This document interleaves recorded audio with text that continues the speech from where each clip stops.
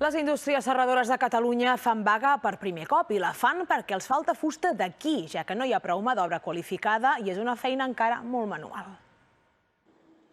És el pati d'una de les serradores més grans de Catalunya i hauria d'estar ben ple de troncs, però està pràcticament buit. Aquí els entra tronc de boscos catalans i en fan palets per transportar mercaderies. 1 milió l'any. Podrien triplicar producció, però els falta matèria primera. Ens està creixent moltíssim la demanda i no tenim el tronc per suplir-la. Només treballem un quart del que podíem arribar a treballar amb la capacitat total de la fàbrica.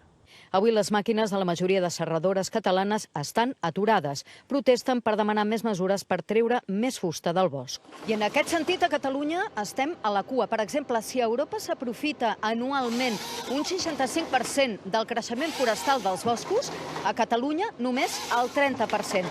El problema és que no hi ha prou professionals i no s'ha apostat per mecanitzar la gestió forestal.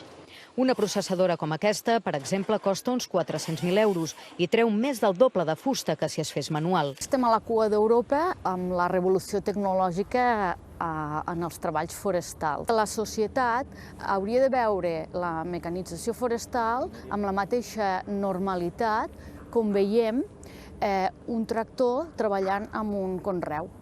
Ara la falta de fusta es veu agreujada per la guerra a Ucraïna i la necessitat dels països europeus d'autobastir-se. És a dir, que importar fusta serrada d'aquests països, com es feia fins ara, ja no és una opció. Com que tots els països europeus s'estan ficant les piles i estan aprofitant el seu propi recurs, cada cop els hi queda menys fusta sobrant per portar-la a altres països, com per exemple el nostre. Nosaltres no hem pogut créixer amb oferta perquè no estem fent les feines que hauríem de fer al bosc. Núria Bacardí, TV3, Puig-reig.